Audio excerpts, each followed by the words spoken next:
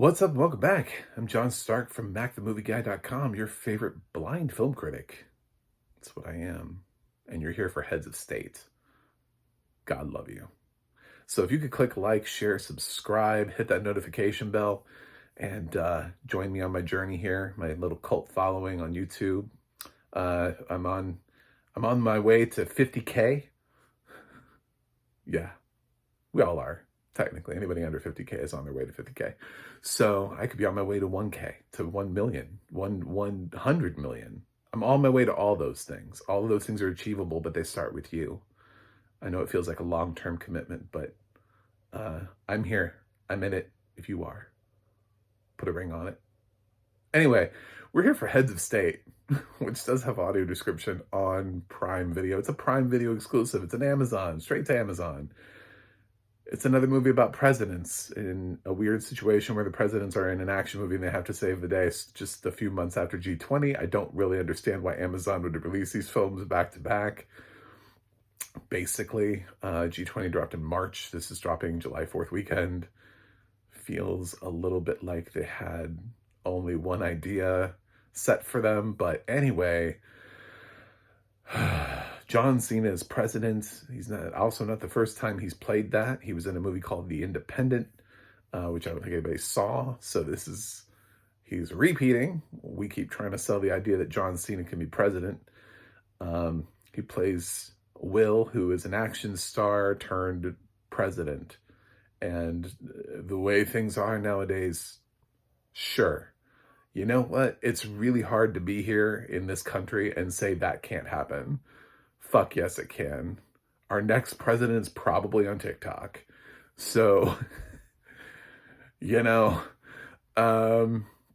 we've got Idris Elba, who plays Sam, and he is the British Prime Minister.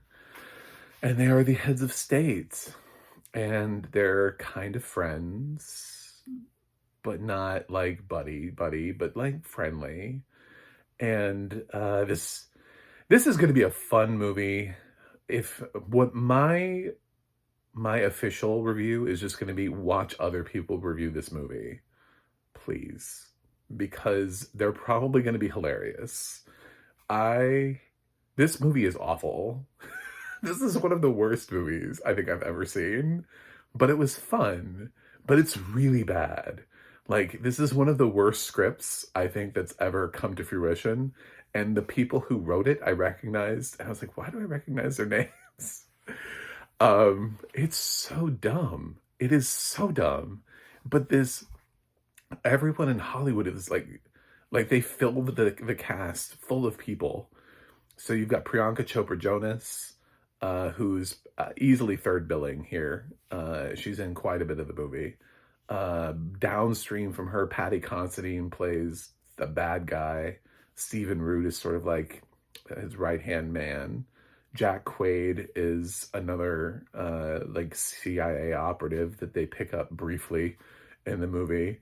Carla Gugino is here as the vice president under John Cena.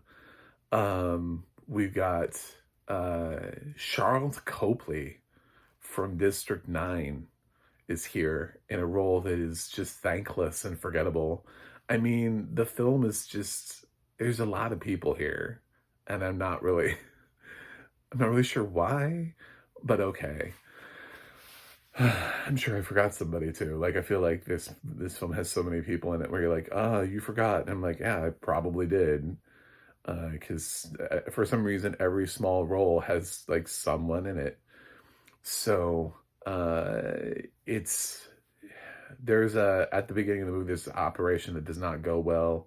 We have this, terrorist guy who's Patty Considine, and he is unfortunately not taken out, and he decides to enact revenge. But this is a movie where like everyone is played for really stupid and incapable. Like our special forces, CIA, NSA, the world's special force, everybody is either in on it or non-existent. Like nobody can come to help. So after Sam and Will meet at NATO, this film has a weird interpretation of what the purpose of NATO is and how quickly they would dissolve. Uh, I don't know what world they think they're in. Like Josh Applebaum wrote this script, and I'm just like, who hurt you? So they get, someone says that, you know, because they have this weird kerfuffle on camera, that they have to rebuild their friendship and have like a photo op. So somebody suggests that they should ride on the same plane.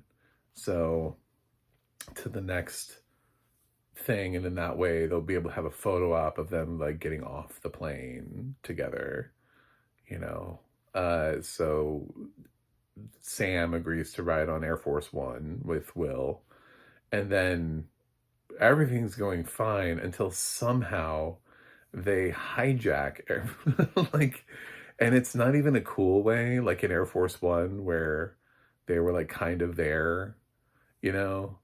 It's more like these planes just kind of come out of the sky, but of course if you know that there are other planes that are flying that are there to support Air Force. Anyway, it's just not like flying through the air.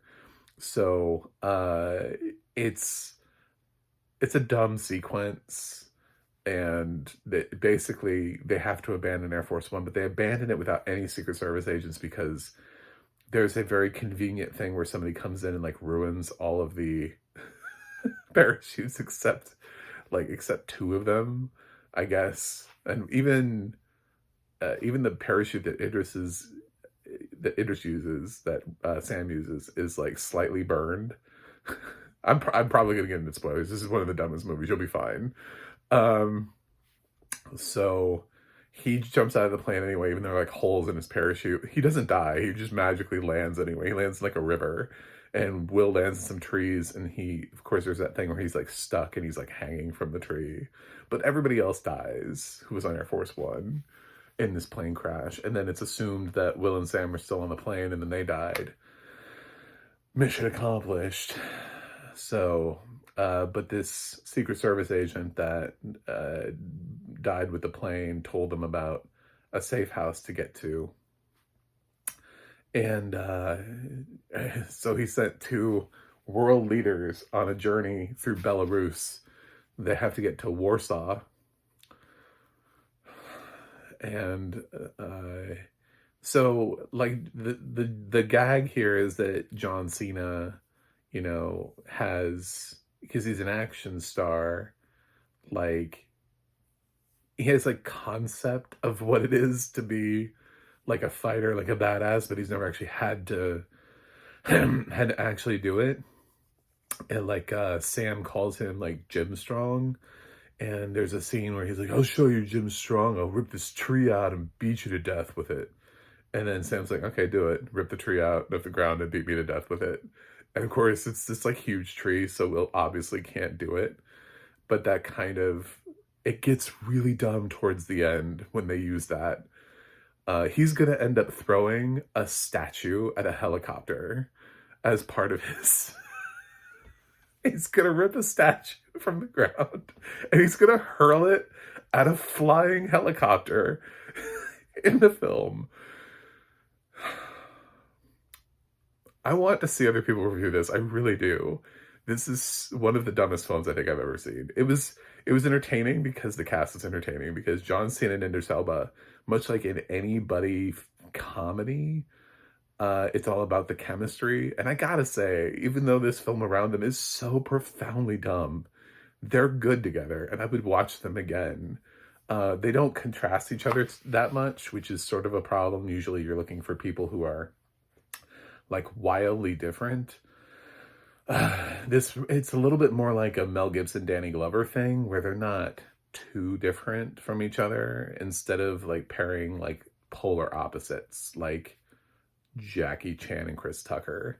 You know, like it's not that kind of funny. It's more like they're both believable in their roles. They're both believable as cops. Just one of them is, you know, the more serious, slightly more serious than the one. The other one's, I don't know, maybe slightly unhinged. So they're gonna have to hike across Belarus. They try to steal a car, and they fight off a Belarusian gang, and then they're taken across the border while hidden in a sheep truck. And the Belarusian woman gives a lamb to help these men who she doesn't know cross the border. They're like, we don't have papers. She doesn't recognize them, I guess, because in Belarus they don't get news. So, so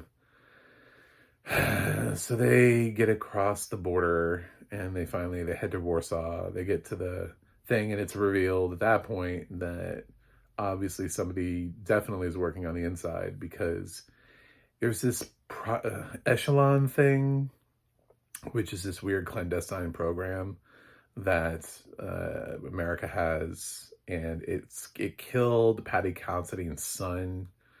It like triggers world threats or whatever and sends in these black ops teams. So Stephen Root is this tech genius that works for him, and he gains access of Echelon really easily. Literally, they like reboot the system, and he's like, I have control of it. It's like, this film just doesn't have time. So, yeah, the other two get to the safe house, which is where you meet Jack Quaid, who is not in the film for very long, sadly. He's sort of entertaining. He like fanboys over the fact that he has two world leaders at his safe house. And, but he's not there for very long. And then the film gets really dumb because, well, they're going to get out of this situation, but they're also going to find Priyanka Chopra Jonas, who was presumed dead because she was in like the opening sequence. She's Noelle, and she survived. And Sam thought she was dead, and they have a history together, and they have like romantic connection. And that's gonna set, because there was a comment about how Will joked about, because he has a family. Will has a family, like a wife back home, but Sam is single, and he's like, Sam should have his own season of The Bachelor. So now Sam has a love interest in Priyanka Chopra Jonas, who's, yes, she's a strong female lead, but she's also not the lead of the film, so she's a strong female supporting character. And she's there to help them, which is gonna Sam has a scene where they think he dies. Of course he doesn't, but they take this, there's a scene where this helicopter, I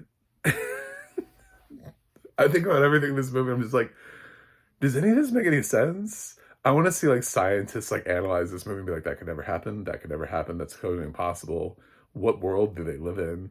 Like this is like fantasy. This isn't even like an action movie. So, there's this helicopter that shoots harpoons into, they're hiding in a safe room, like a panic room inside of this house.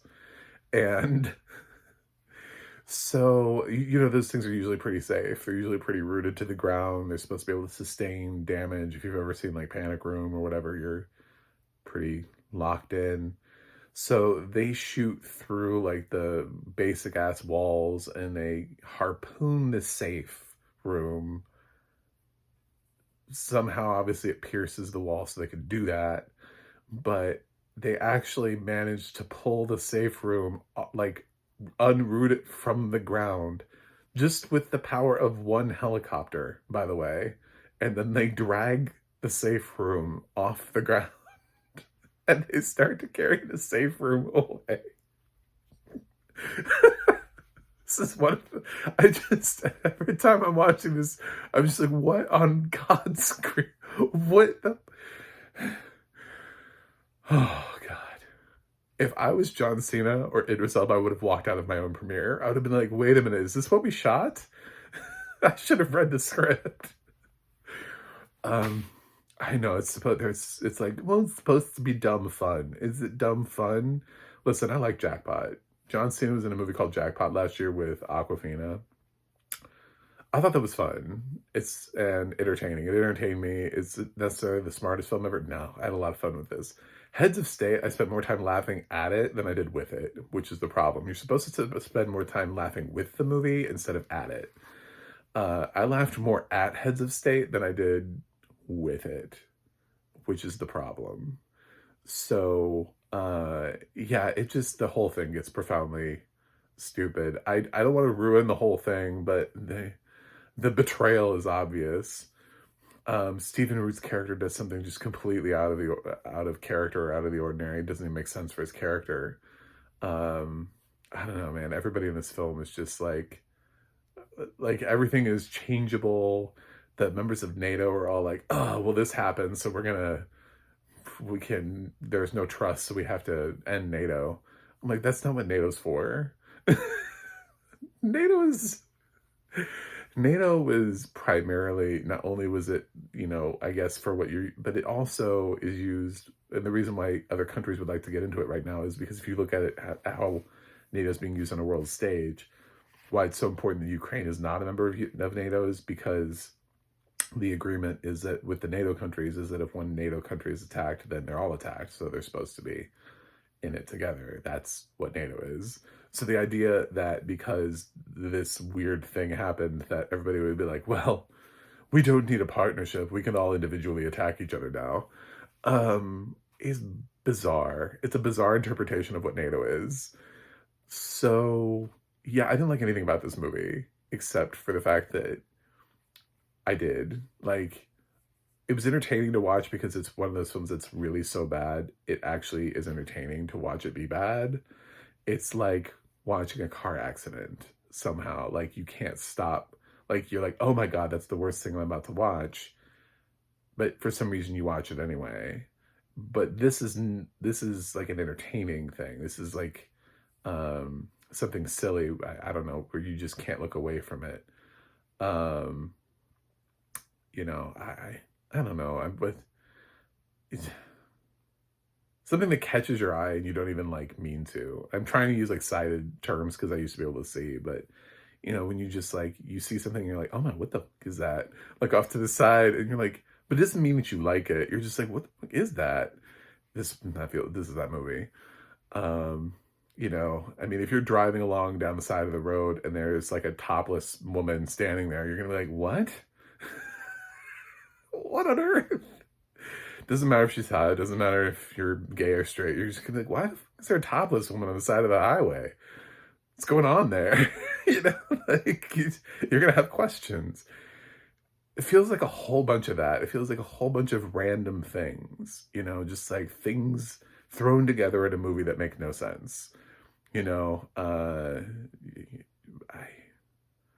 got nothing for this movie. This movie has nothing for you. But to be honest, I'm also not that bad at it. And that's why I want to see other people review it, because I think people will trash it. But can you really be that mad at this movie? It's terrible. But there are also movies that are terrible and they're like a slog to get through. Like this year, Ash, for example, I hated Ash. I thought Ash was just awful.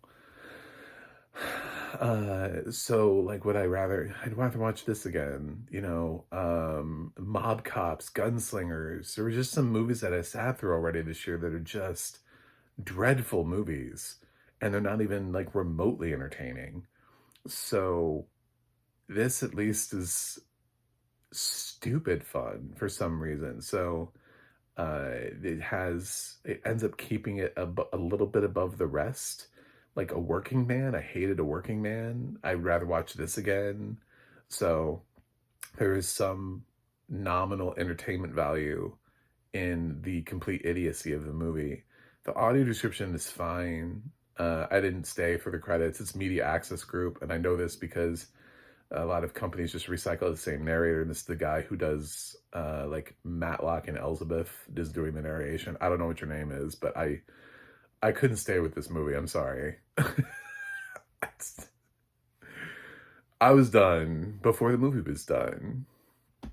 So where's my grade on this movie? It's a D+. So yeah, it may feel like I was going to go F with it, and I'm not absolving it of its of its tremendous awfulness, but I am saying that there's something I'd rather have a fun bad movie than I would just a shitty, just dull, lifeless corpse of a film that's just boring to get through, and seems to take the soul out of your life. There are times in this where it's the things that are happening are so stupid that you giggle, but you're not laughing for the right reasons, and that's the problem. The director for this is just never going to direct anything ever again.